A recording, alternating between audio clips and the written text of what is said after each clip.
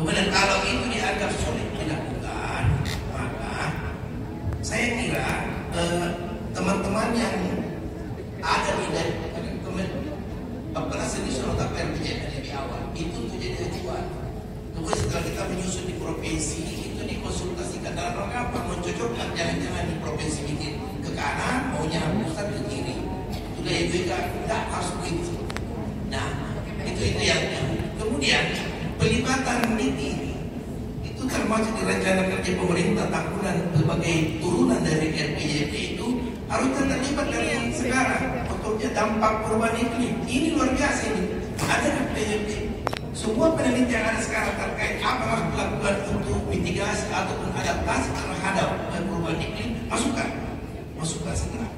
Persoalannya dan kawal teman-teman di kadang-kadang di NGO dan ada juga peneliti setelah menyerahkan seperti data yang dikatakan di berita menganggap urusannya pada Republik sudah selesai, data sudah diserahkan, padahal itu masih didiskusikan karena data yang Bapak serahkan itu hanya data pembanding terkait kita menurut acuan kita data BPS, satu data Indonesia. Kalau data Bapak itu beda, pasti harus didiskusikan. Jangan-jangan data Anda benar. BPS kan manusia juga. Datanya mungkin ya, saya sarankan dan teman-teman mulai sekarang ini waktu yang tepat. Jangan berpikir pada itu kan Desember. Dari sekarang masukkan itu pasti akan menjadi perhatian dari para perencana yang ada di level provinsi dan kabupaten. Dan yang paling utama adalah karena Indonesia ini sangat patrialistik, tembuskan kepada kepala daerahnya. Karena kalau kepala saya dan lain-lainnya itu, tapi kalau kepala daerah mengatakan coba perhatikan data yang dikirim oleh si itu pasti akan jadi acuan seperti itu. Jadi jangan berhenti hanya pasang mengirim, tapi tembuskan kepada pengambil kebijakan tertinggi. CEO-nya itu provinsi adalah gubernur, CEO kabupaten adalah bupati. Sekda ya berarti ya sama Bu Direktur ya, ini udah bikin rencana untuk strengthening Gen-Z. Apapun semua manusia bisa dapat bermanfaat.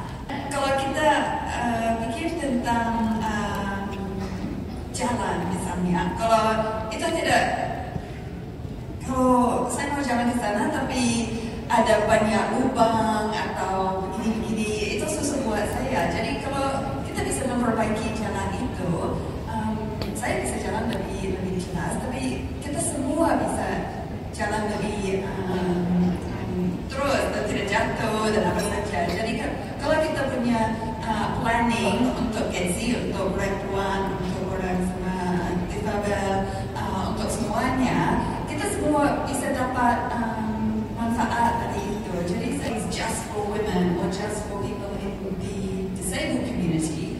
When we make the economy better for that sector, or we make infrastructure better for that sector, the impact is that everybody benefits.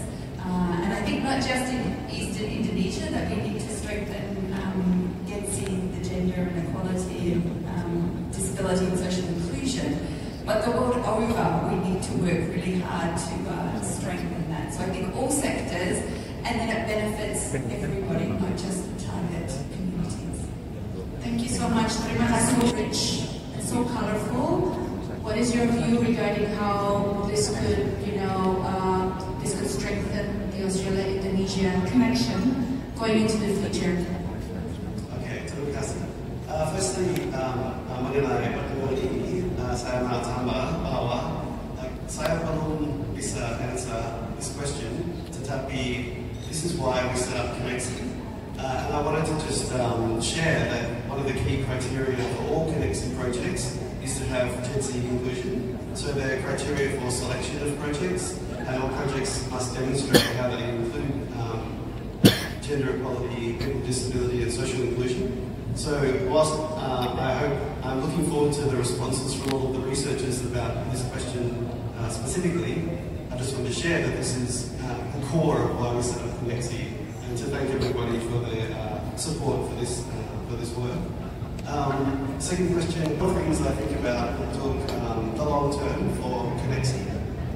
Sure, I would like to see the next great technological invention around electric vehicles or desalination or something like that. But for me, I think what would be great is to see kebutuhan yang memulai lewat program Connexi terus di masa depan.